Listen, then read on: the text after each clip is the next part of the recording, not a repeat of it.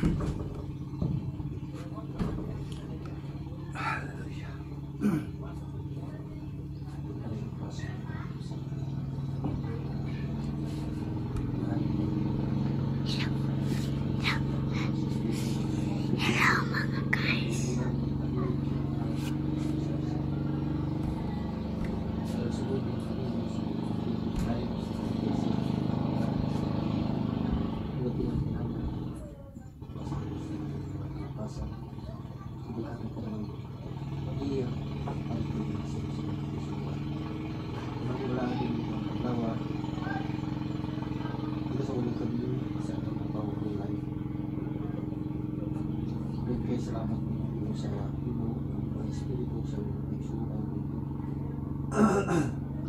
Sa dagat at kulit pinagi sa ikutan at malagi matahimong sa babagdrabo huwag kami magahimo dahil kasi may aklibo ko yung aklibo huwag masinag siya ba wala ang wala hindi ko lamang dito wala salamat sa pangalan ng Masaya ang uswa ng hungkuhan ang delegasyon para sa mga Masaya.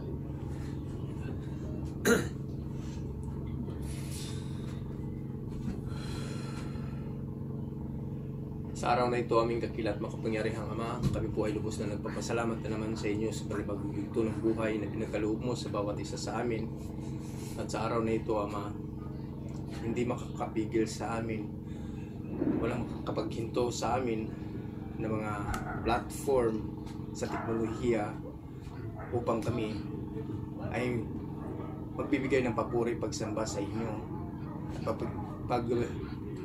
siselebrate ng araw na ito bilang ikapitong araw ng banal na kapahingahan na itinakda mo sa amin upang aming sundin bilang isang tanda na kami ay inyong mga lingkod. At maraming salamat, Ama, sa patuloy mong pagbibigay sa amin ng kapanatagan, kagalakan at obedience sa pagsunod sa inyong kalooban, sa inyong banal na kautusan.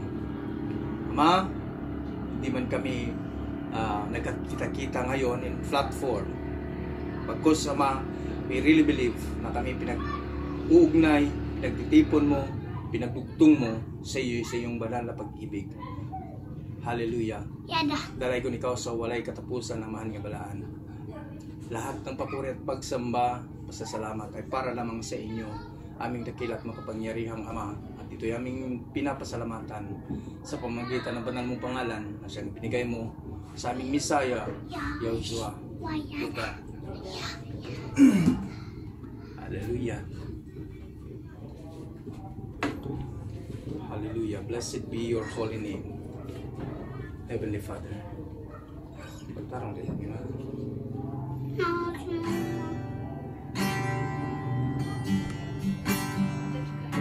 Diri ka.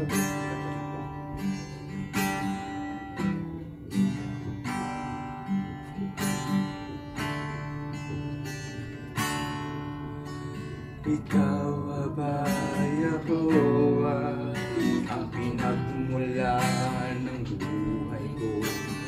Dahil sa pag-ibig mo, nakatayo pa rin ako. Sa gitna ng mga pagsubok sa buhay kong ito, ikaw ang naging kalikasan ko. Sa kasalanan ako'y iniwas mo.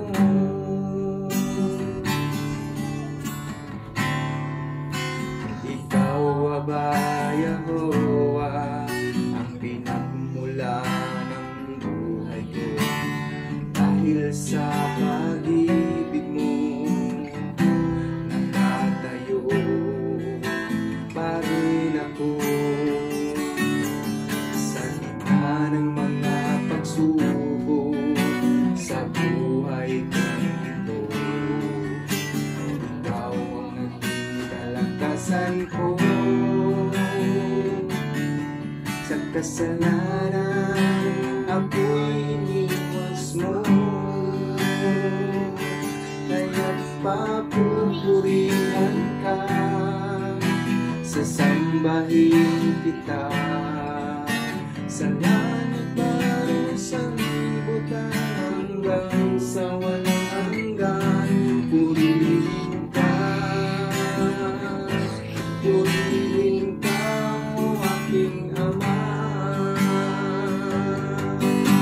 Kaya't ako'y maglilingkod sa'yo, aking Ama. Ang pupuri at ang ating pagsamba, hanggang sa walang hanggan, itataas ang pangalan mo. Yahoshua, maghari ka dito sa buhay ko. Papupurihan ka, sasambahin kita. Sa langit man o sa libutan, hanggang sa walang hanggan, purihin ka. Purihin ka, o aking Ama.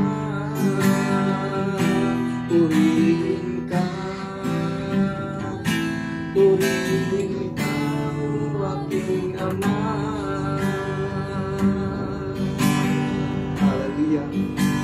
Kaya mo yung papupurihan mo din ang mga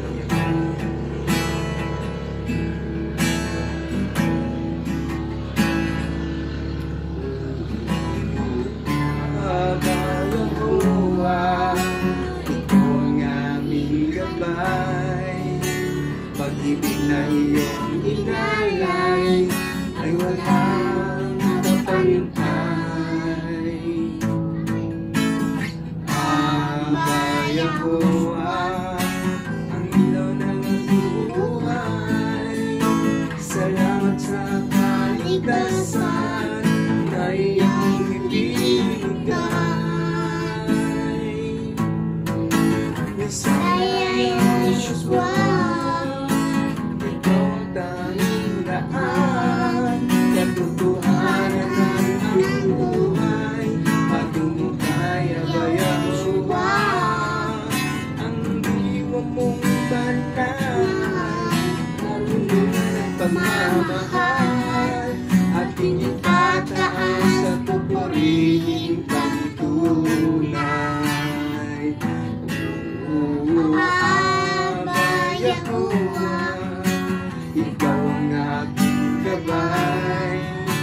Pag-ibig na iyong inalay ay walang kapantay.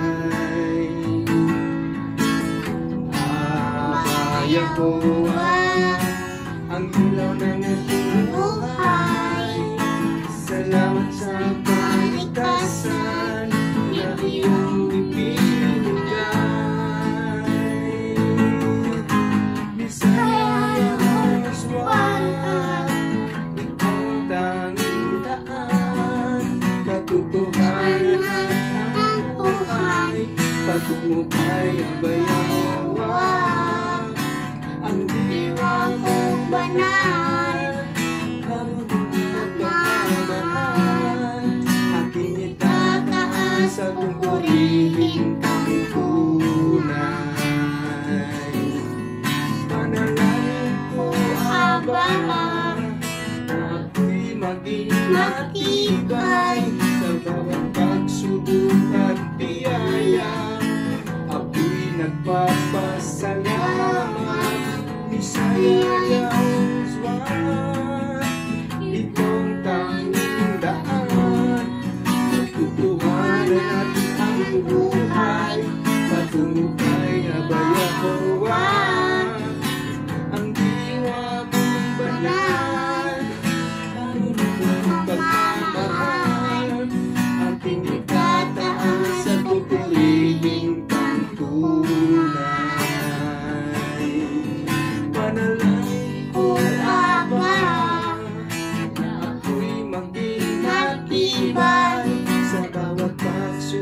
at biyaya. Ako'y nagpapasalamat, Messiah Yahushua. Ikaw ang tanging daan, katotohanan at ang buhay. Matungkaya ba Yahuwah, ang diwa mong banal, marunong at pagmamahal.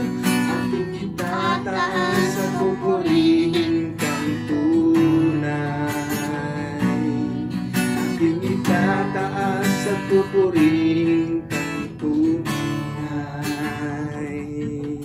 Aking itataas at pupurihin kang tunay. Hallelujah. You are worthy of our praises and thanksgiving, Heavenly Father.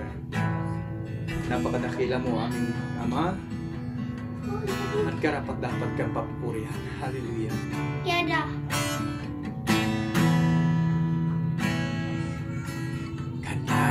Kadakilaan ang pag-ibig mo,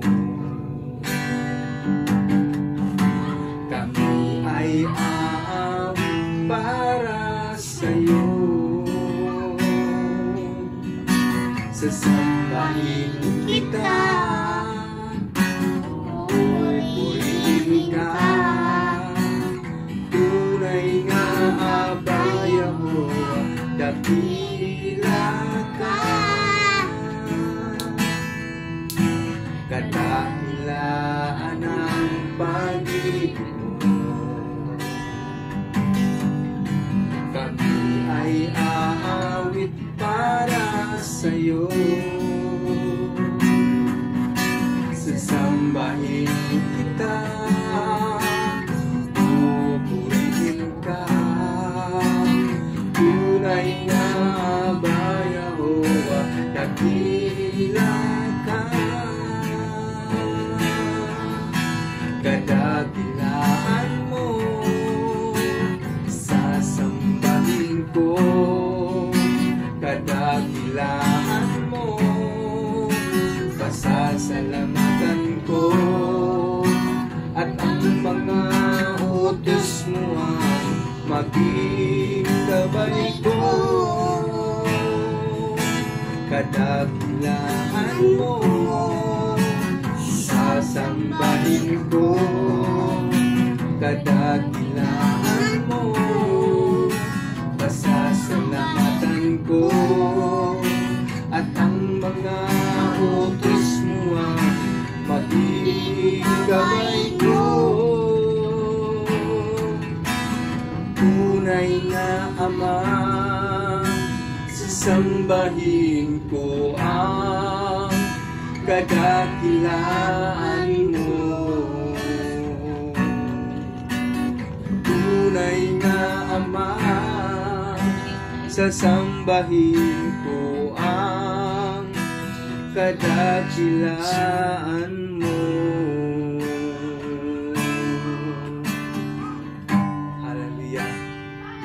You are worthy of our praises and thanksgiving, Heavenly Father. Kaya lahat ng papuri at pagsamba, pasasalamat, dakila ka, aming Aba Yahuwah. Hallelujah. Kaysa ng bugtong nanak, aming Messiah Yahushua. Iyada.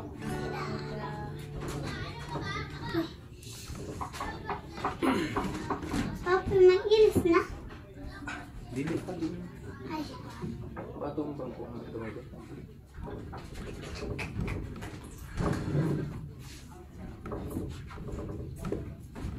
Hindi, habis si Kuya dito. O, diri mo sa iyo. Nak. Diri mo sa iyo. Ano pag di hapag tikang kay mapuslot ka?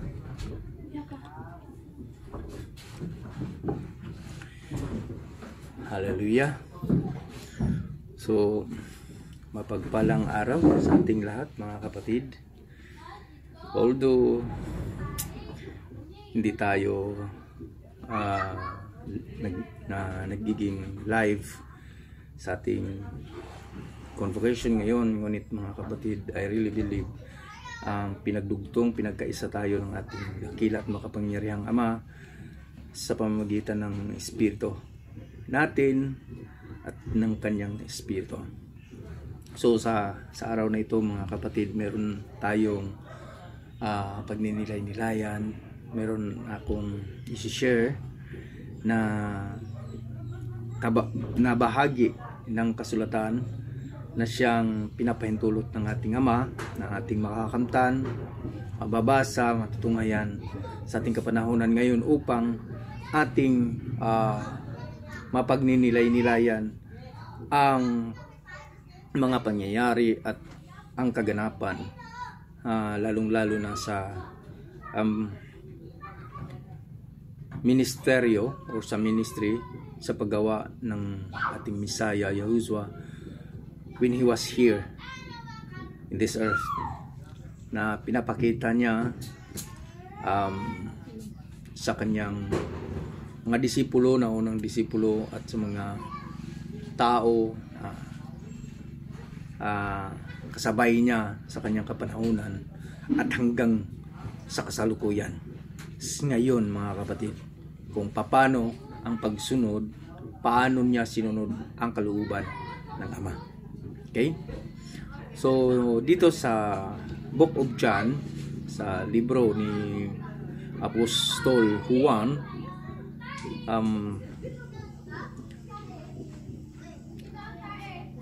sa chapter 4 verse 31,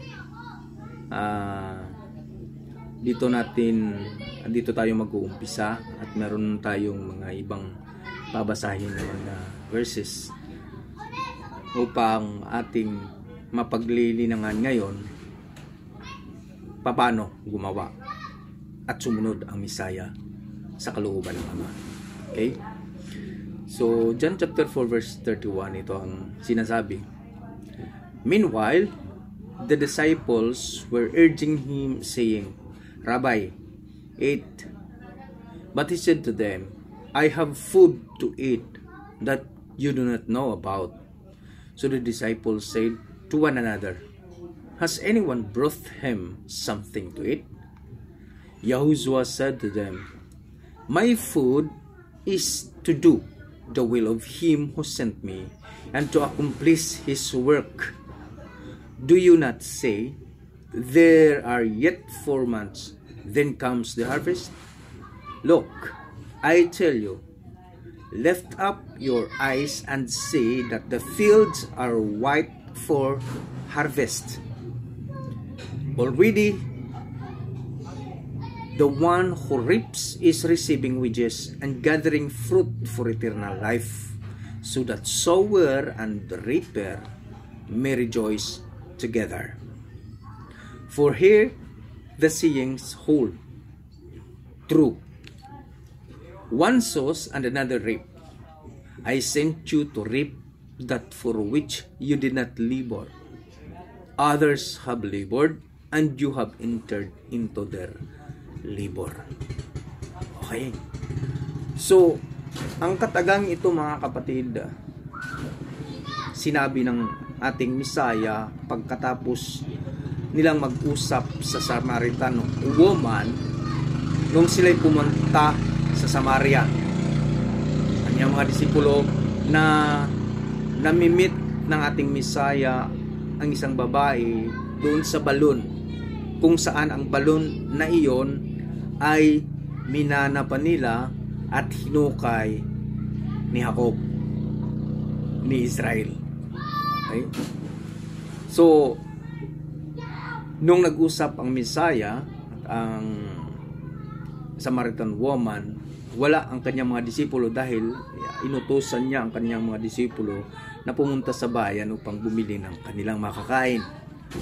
Nung nakabalik na ang mga disipulo na nakita nila na nakipag-usap ang ating Misaya sa isang babae, walang isa ni isa man sa kanila ang nagtatanong kung bakit nakipag-usap siya sa babae o kung ano ang kanilang pinag-uusapan. Bagkus, sinabi nila sa kanya nung umalis ng babae na, Rabbi, kain na.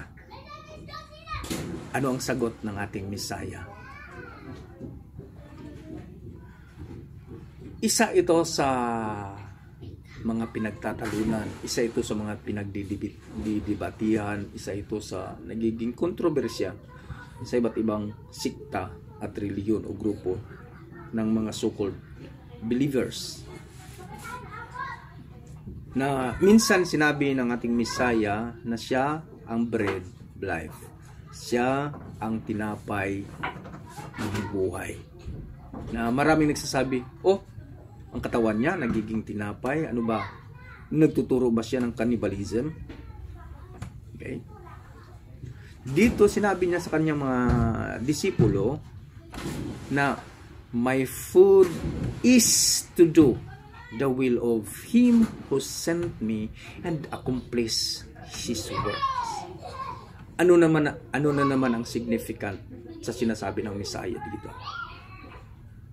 It is a physical food ba ang kanyang sinabi sa kanyang mga disipulo? Absolutely not.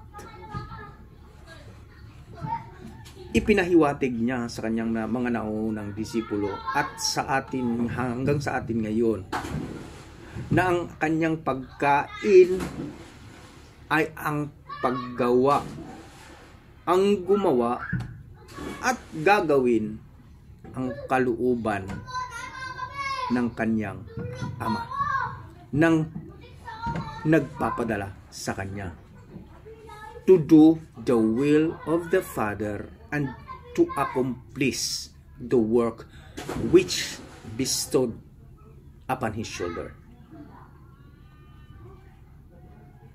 Yun ang ipinahiwatig ng ating Messiah sa kanyang mga disipulo, which ang tingin natin dito mga kapatid, pinapahiwatig ng Messiah sa kanyang mga naunang disipulo at sa atin ngayon na nagbabasa nito ngayon,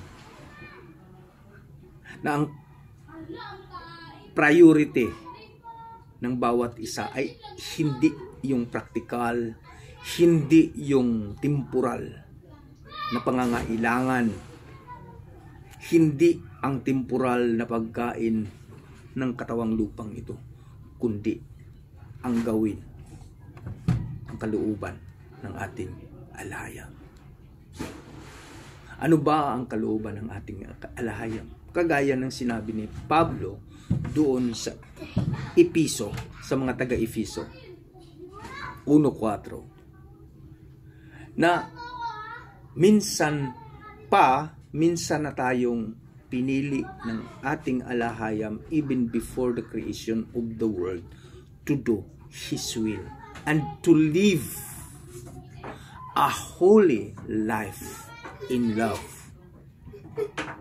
Ibig sabihin mga kapatid, kailangan gawin natin ang dapat at ang nararapat nating gawin at gawain. Ano ba ang kalooban ng ating Ama? Na maipakita sa sanglibutang ito, na maipakita sa corrupted earth, kasama na ang corrupted people, sa mga nakakakita na, sa mga nabuksan na ang diwa, sa mga nakakaintindi na tayo ay ang kanyang refleksyon, tayo ang sinasabing alter ego ng ating Ama, ng ating Creator. Kailangang magawa natin at gagawin natin ang kanyang utos. To live a holy life.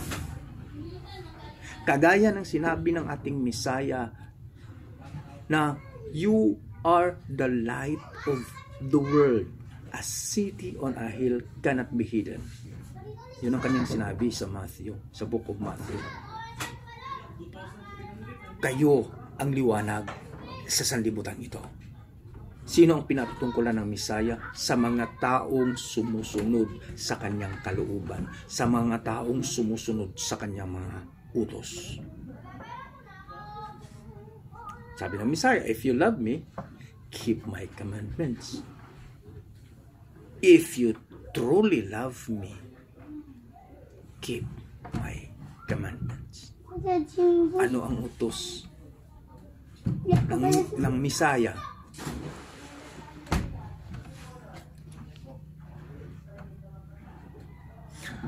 Ano ang utos ng Misaya? Kung kayo ay umiibig sa akin, gawin nyo ang mga inuutos ko sa inyo. Anong inuutos ng Misaya? Sabi niya kay Pedro, feed my sheep. Take good care of my sheep. And who are the sheep? Sino ang tupa ng Misaya? Ang mga tupa ng Misaya na kailangang mahanap, ang mga naliligaw na tupa na naliligaw na Misaya, na tupa ng Misaya ng ating alahayam ay ang descendant ni Abraham. Hindi lang specifically descendant ni Israel. Ang descendant ng mga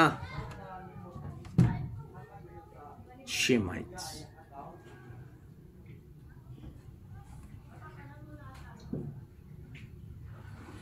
Yes, mababasa natin sa kasulatang ito na ang natatawag sa kasulatang ito na chosen people of our alahayam is the descendant of Israel. Because ang history, itong kasulatang ito mga kapatid, specifically, nakaka-point out, unang-una, sa hanay ni Israel. Bakit? Alam na natin yun. Ang family tree natin. Ngunit, may specific ding sinabi ang Misaya na meron akong mga tupa na hindi kabilang dito sa lipi ni Israel. Ang ibig sabihin ng ating Misaya, ang ating ama, ang ating alahayam, walang tinatangi, walang sinisino. Lahat ng susunod sa kanyang kalooban ay tinatawag niyang may people. Okay? So hopefully mga kapatid, matututunan natin na ang ginawa ng ating Misaya, paano niya sinunod ang kalooban ng Ama. My food is to do the will of Him who sent me and to accomplish His works. May mga nalalatag ng mga gawain na kailangan gawin ng mga so-called believers of our alahayam.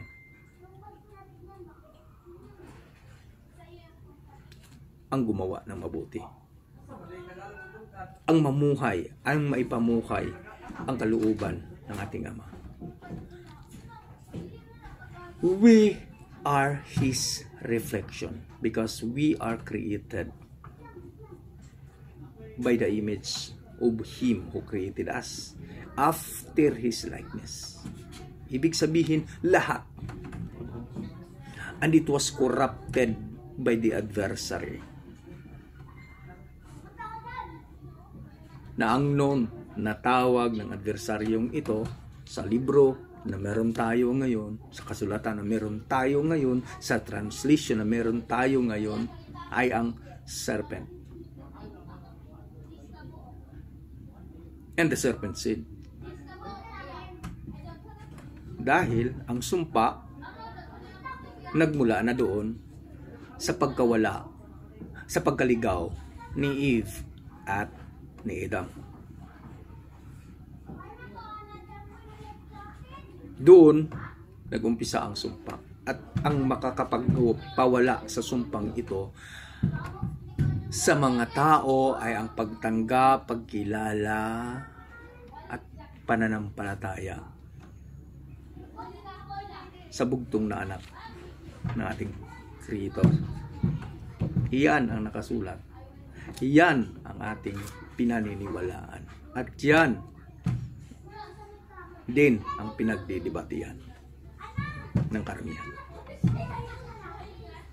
Dahil maraming hindi kumikilala sa anak, sa Misaya. Dahil dumidirekta. Ang iba, dumidirekta doon sa Ama dahil may nakasulat nga na walang ibang makakapagligtas, walang ibang Savior. Yes, nakasulat naman talaga sa libro ng mga propeta. Kahit na nga sa Torah pa, dinideklara ng Ama, there is no other Savior. It is me. Ako lang ang makakapagligtas at ako lang ang tagapagligtas ng Israel. It is true. No arguments. Totoong totoo.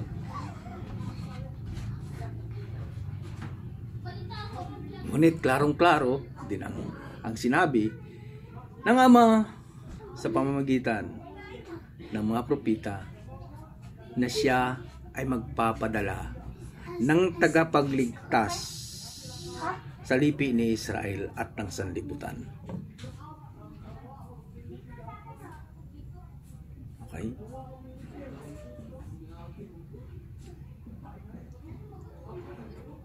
Sa Isaiah nga, Isaiah chapter 9 verse chapter 7, chapter 9. A child is born. Okay? So, may isisilang. Nung naisilang na, sinabi ng Ama, makinig kayo sa Kanya, this is my son, my beloved son, whom sa Kanya ako'y nagagalak, kaya makinig kayo sa Kanya. Ang anak naman ay nagsasabi, I am the way, the truth, and the life. No one comes to the Father except through me. At maraming debate na naman sa mga translations. But one thing, may kanya-kanya mang pag-iintindi, may kanya-kanya mang palusot, may kanya-kanya mang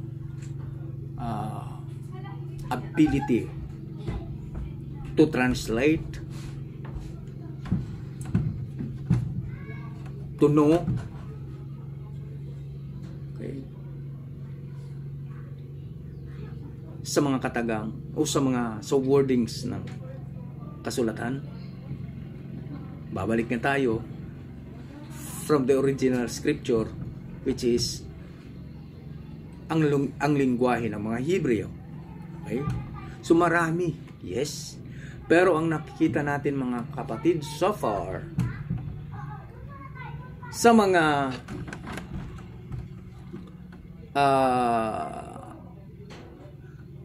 kukunti lang na ating natutunan from the Hebrew dialect. Malinaw na nagpadala ang Ama. Malinaw na nagpadala ang Ama ng representante for the salvation of mankind. Maraming bisis na nauulit ang kasabihang ito, ang sinasabing ito. From the Old Testament hanggang sa New Testament. Okay. Kaya mga kapatid, ano pa man, we are in the way and in the process of perfection. Nandito pa tayo sa daanan upang magiging perfect ang lahat na inihanda ng ating Misaya. Sabi nga niya na, babasahin ko lang mga kapatid itong chapter 5 ng Book of John sa librong ito din. Okay.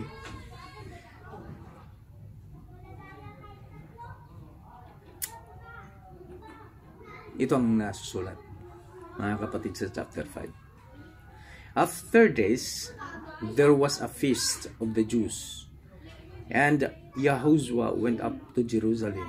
Now there is in Jerusalem by the sheep gate a pool in Aramaic called Bethesda. Bethesda. Ang ibang pagka-translate nito, Bethsaida, which has 5 roof colonnades, and in this lay a multitude of invalids, blind, lame, and paralyzed. One man was there who had been invalid for 38 years. When Yahushua saw him lying there and knew that he had already been there a long time, he said to him, "Do you want to be healed?" The sick man answered him, "Sir, I have no one to put me into the pool when the water is stirred up, and while I am going, another step down before me." Okay. Itong pool kasi na ito, mga kapatid, doon sa loob ng Jerusalem, is a healing pool na tinatawag. Na kapag ini-stir na ito ng angel, okay, ini-stir na ito, pagkatapos ng pag-stir, kung sino ang makakauna sa paglubog, siya ang unang mahil. Ano pa sa Tagalog?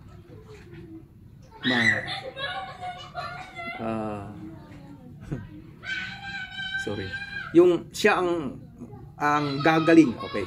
Siya ang unang gagaling, okay? Ngayon, itong invalid man na ito, sabi niya, kay Messiah Yahushua, wala, matagal na ako dito dahil I really believe he was a paralyzed person. Dahil may makakauna sa kanya kapag mag-attempt na siya. Ngayon, sabi ng Messiah na in verse 8, sabi ng Messiah, Yahushua said to him, okay, get up, take up your bed and walk. And at once the man was healed, and he took up his bed and walked. Now that day was the Sabbath. Ito na, yung isa sa mga issue, controversy sa mga Hudyo. So the Jews said to the man who had been healed, "It is the Sabbath, and it is not lawful for you to take up your bed." Tingnan mo ang mga taong ito, mga kapatid. Tingnan mo ang mga hipokritong ito. Mga taong sumusunod daw, strictly followed by the Torah. Pero nung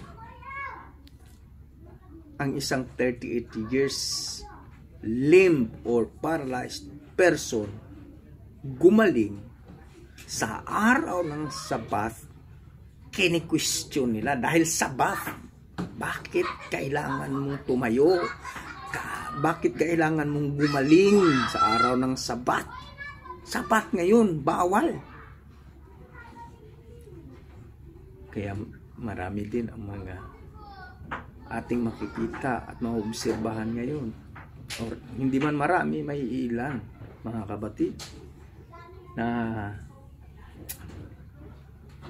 intense din ang kanilang pag-observe ng Sabbath. Okay? Ngayon, tutuloy tayo, mga kapatid. It is not lawful for you to take up your bed. Yun ang sabi ng mga hipokritong ito.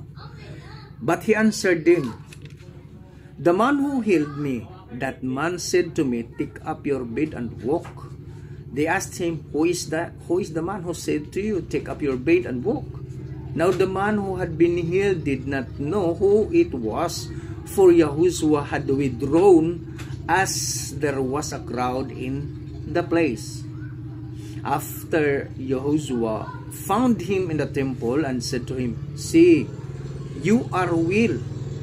Sin no more, that nothing worse may happen to you." Okay, hinto tayo muna dito mga kapatid. Naalala ko tuloy ang sinishare ni Kuya Uli sa akin na may kaibigan siyang doktor na nagsasabi sa kanya na ay ilan ba yun? 80% ata. I'm not sure the exact number. But ito ang naalala ko. 80% ng pagiging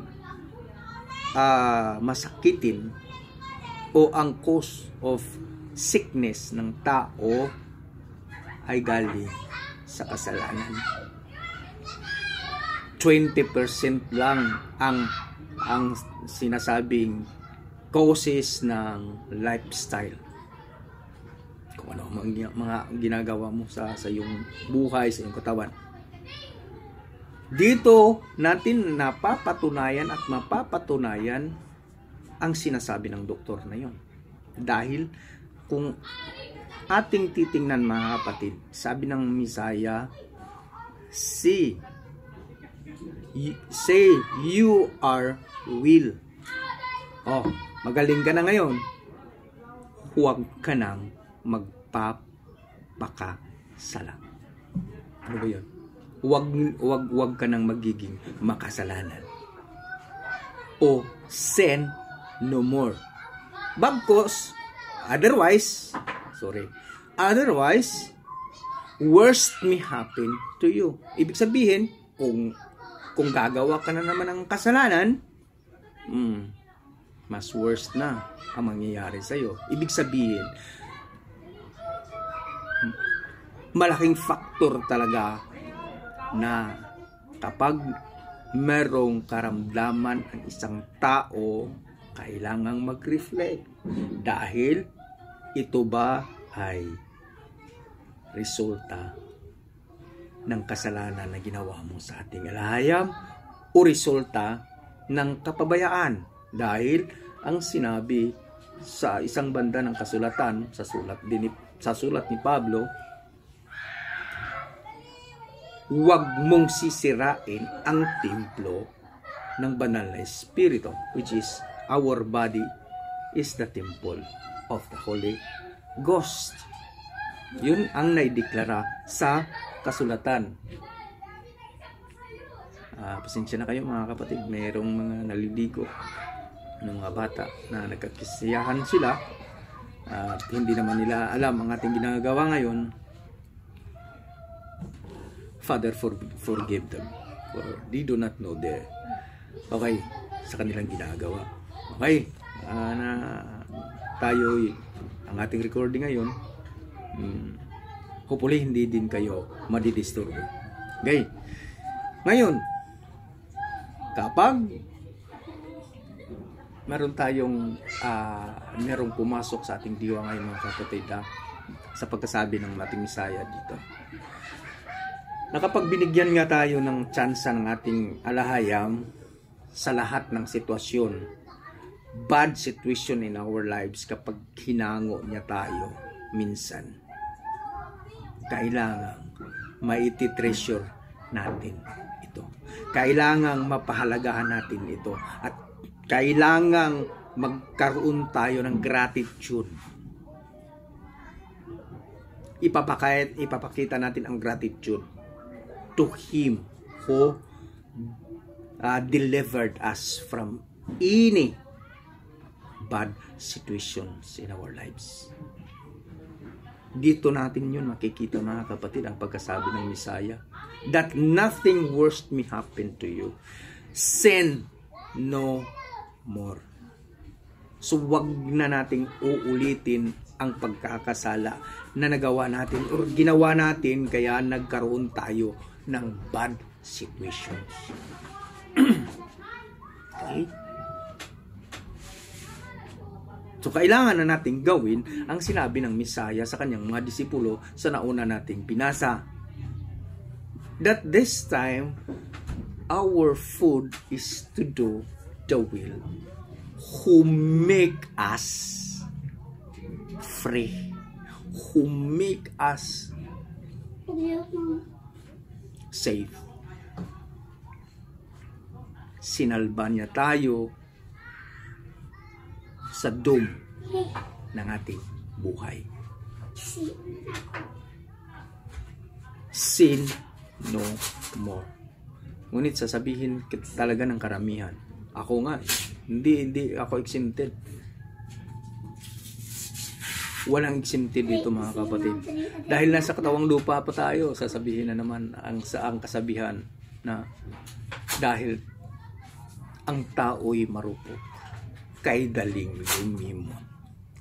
Sino bang nagkanta nun? Rico J. Puno ba? O Basil Valdez? Ewan ko.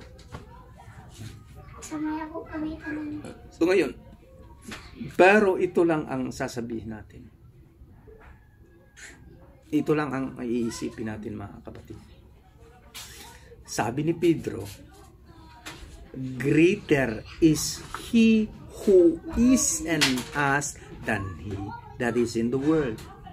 Kailangan lang nating magpakatatag at magiging matatag, steadfast, at ipapaubaya natin sa Kanya, sa ating Ama, sa ating alahayam, ang lahat ng ating gawain at gagawin dahil He is in control, everything.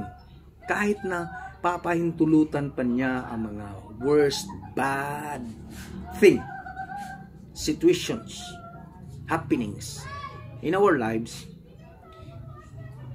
I really believe that He is the one who controls everything. Kaya doon tayo sa Kanya.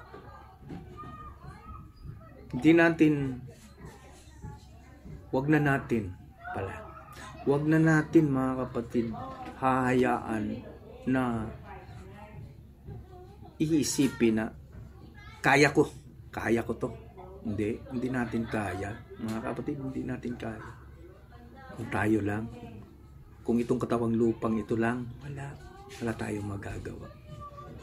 Mismo ang Mesaya na ang nagsasabi in the preceding verses dito sa babasahin natin, sa binabasa natin sa chapter 5, siya na ang nagsasabi, wala akong ginagawa na hindi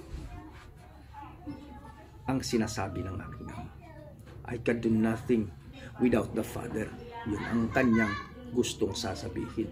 Kaya sa atin din na naniniwala sa Kanya, naniniwala sa ating alahayam, we can do nothing apart from Him. We can do nothing apart from our alahayam. Sasabihin mo, hindi kailangan din nating tumayo. Ay, yes, of course. But lahat ng ating gagawin doon sa Kanya, maisasangguni at doon sa Kanya magmula. Kailangan nating magiging reflective. Unang-una ako ang sapul nito mga kapatid Itong nasasabi ng bibig ko ngayon mga kapatid, ako ang unang sapul nito. Hindi ako nagsasabi nito para sa inyo. Para lang sa inyo, hindi. Sinasabi ito ng Espiritu ng ating alahayam through my mouth para sa ating lahat. Dahil ang lahat ng sinasabi ko ngayon mga kapatid, ang sinasabi at binibigkas ng bibig na ito ngayon mga kapatid ay nanggagaling sa salita ng ating alahayam.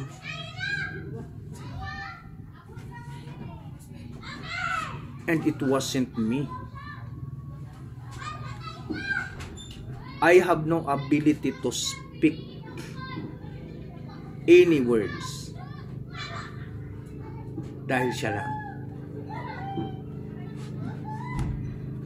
Siya lang ang may kakayanan na magsasabi sa atin kung ano dapat ang ating gagawin.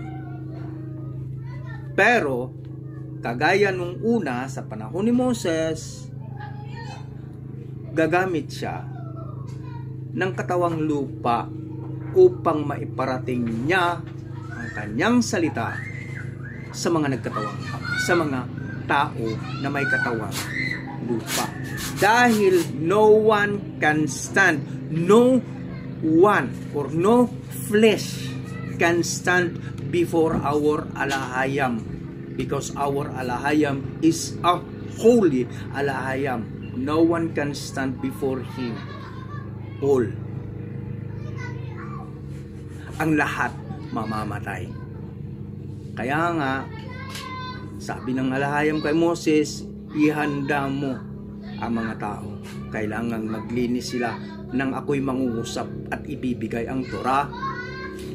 Maglagay ka ng boundary sa Mount Sinai. Hindi sila pwedeng lalagpas sa boundary, dahil kung lalagpas sila, mamamatay sila. Ganun ka holy, ganun ka banal, ganun kabalaan.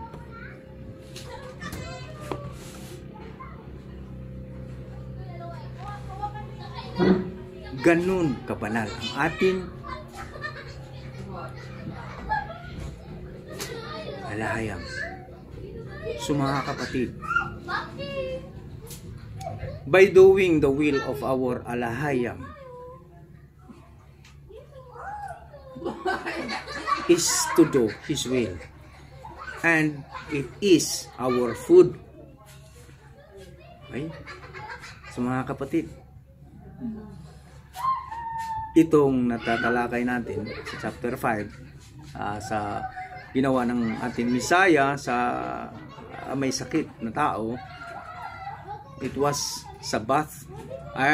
Ang hindi natin pa alam kung ito ba ay 7th day Sabbath or a Sabbath, another Sabbath, dahil sa verse 1, there was a feast of the Jew.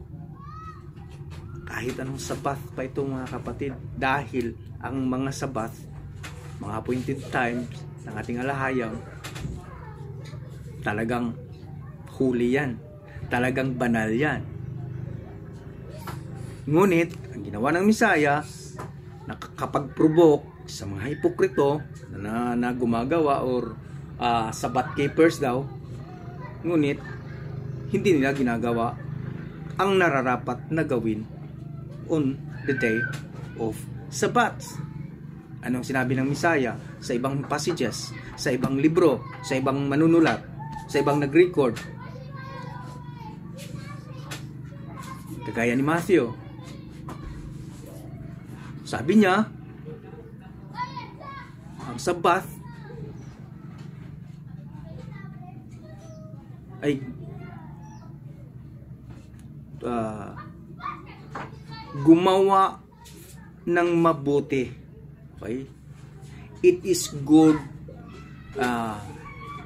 it is better to do the will of Alahayam in the time of Sabbath. Gagawin ang mabuti sa araw ng Sabbath. Anong ginawa ng Misaya sa araw ng Sabbath? Mabuti. Dahil minsan pa sinabi ng Misaya, sa ibang passage na kini-question din ang kanyang paggawa ng mabuti sa araw ng Sabbath. Sabi ng Misaya sa kanila, tingnan nyo, kung meron kayong tupa na nakukulog sa balon sa araw ng Sabbath, hindi nyo ba sasagipin ang tupa na yon? Hayaan nyo mamatay ang tupa na yon sa araw ng Sabbath dahil hindi nyo ililigtas dahil araw ng Sabbath? Ang paggawa ng mabuti sa araw ng Sabbath ay ang kalooban ng Alahayam. Merong mga misconception and misunderstandings sa pagsunod sa pag-observe, sa pag-celebrate sa araw ng Sabat. Yes, 7th day Sabat, and even though another high Sabat, sa mga kapistahan, merong mga specific rules. Ngunit, ang buhay ay mas mahalaga. Yan ang sinabi ng Misaya. Ang buhay ay mas mahalaga. Kaya ginawa ang Sabat para sa tao. Hindi ang Sabat ginawa para sa tao. Ano yun? Ang tao ay hindi ginawa para sa Sabat, kundi ang Sabat ay ginawa para sa tao. Kaya sabi ng Misaya, ako ang nagmamahalig sa Sabat. Ibig sabihin, gawin natin ang kalooban ng Ama sa araw ng Sabat. At kahit sa ordinaryong araw, do the will of the Father. Bawar alahay. Bawar abalo. Of our Alduwa Yahuwah. Okay? Ngayon, lastly, mga kapatid, bago tayo magtatapos, tatapusin ko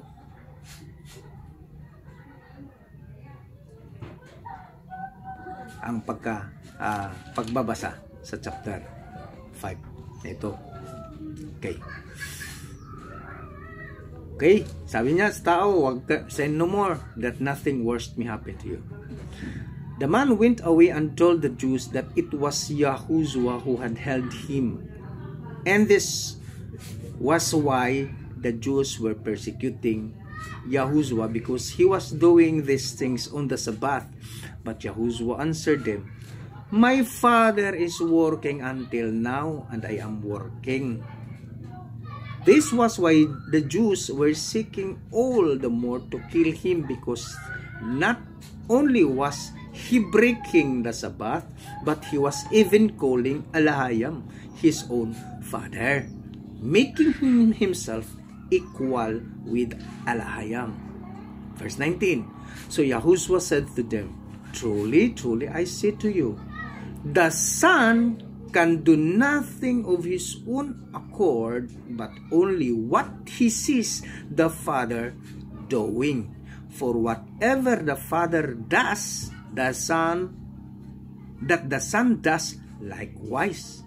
For the Father loves the Son and shows him all that he himself is doing, and greater works than this will he show him, so that you may marvel. For as the Father raises the dead and gives them life, so also the Son gives life to whom he will. The Father judges no one, but has given all judgment to the Son, that all may honor the Son, just as they honor the Father. Whoever does not honor the Son does not honor the Father who sent him. Truly, truly, I say to you, whoever hears my word and believes him who sent me has eternal life. He does not come into judgment, but has passed from death to life. Truly, truly, I say to you, an hour is coming and is now here, when the dead will hear the voice of the Son of Alahayam, and those who hear will live. For as the Father has life in himself, so he has granted the Son also to have life in himself. And he has given him authority to execute judgment, because he is the Son of Man.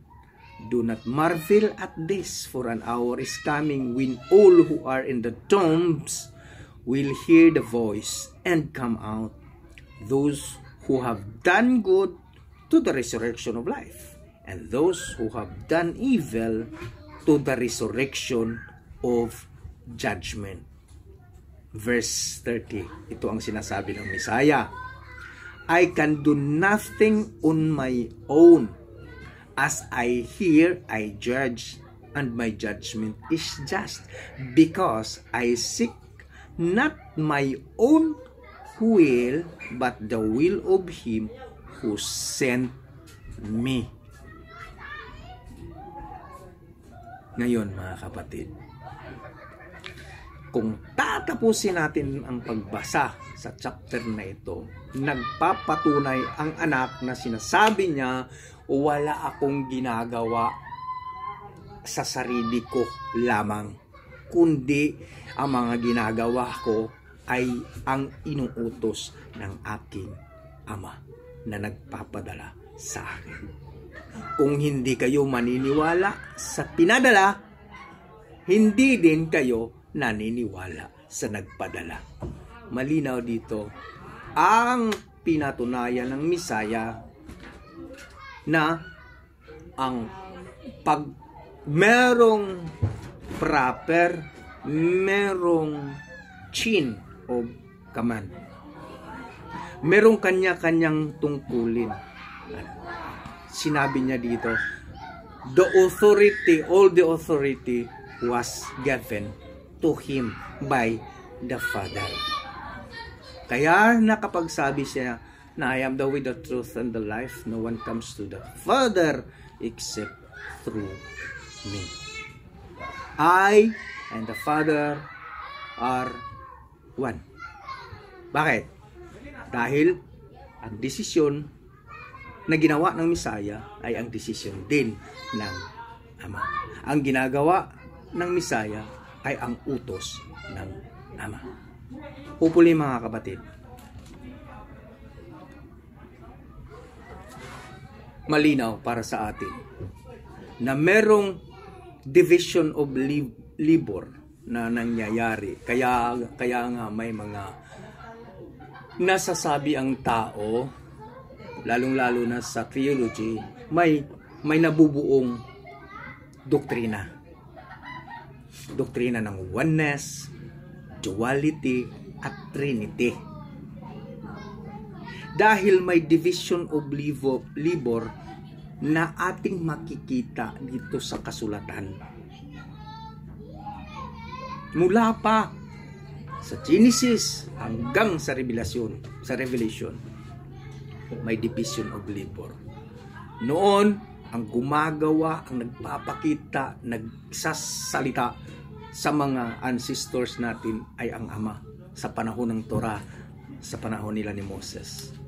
Sa panahon ng mga disipulo, ang nagsasalita ay ang Misaya, ang anak. Sa panahon ng bumalik na ang Misaya sa Ama, in His right hand, nasusulat, sabi ng anak sa mga mananampalataya, huwag kayong mag-alala, huwag kayong malungkot dahil ipapadala ng Ama sa pangalan ko ang advocate, ang tinatawag na banal na espiritu na siyang magpapaalala sa lahat ng kanyang sinabi. Ngayon, di ba may Trinity? Ha? Ama, Anak, Espiritu, Trinity, 3 person in one sa doktrina ng Trinitarian. Sa doktrina naman ng duality, may Ama, may Anak. Saan ang Espiritu nito? Wala. Sa oneness, Ama at ang Anak, ang ating Espiritu ay isa. Sa duality pala, ang Ama at ang Anak at ang Espiritu na mismo na nanggagaling sa Ama ay hindi na kwentang personality or a person. But to us, but as for me, Trinity, duality, oneness, present sa kasulatan ito. There is no issue. There is no such oneness. There is no such duality and trinity. Hindi ito kalituhan.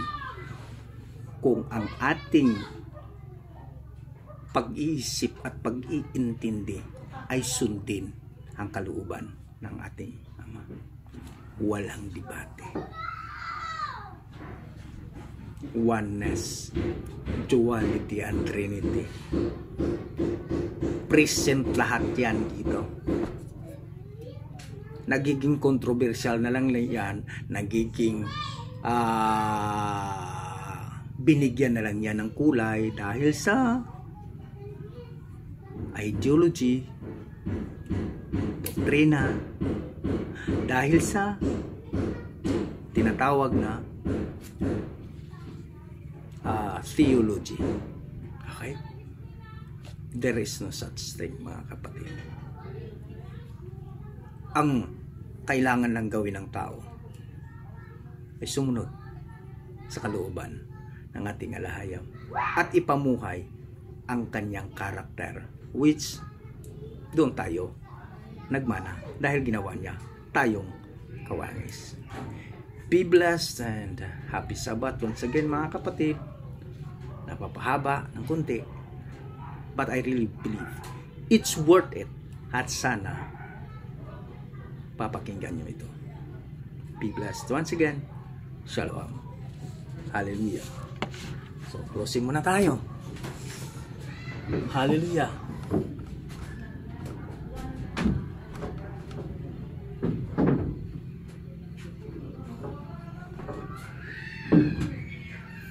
Mahabaging Ama, makapangyarihan at mapagmahal namin Abay Yahuwah, kami po ay lubos na nagpapasalamat sa inyo sa patuloy inyong pagbibigay sa amin ng katatagan, kagalakan, katiwasayan at kapanatagan. At nawa po, Ama, patuloy mo kami patatagin pa sa bawat yugto ng buhay na ipinagkaloob mo sa bawat isa sa amin.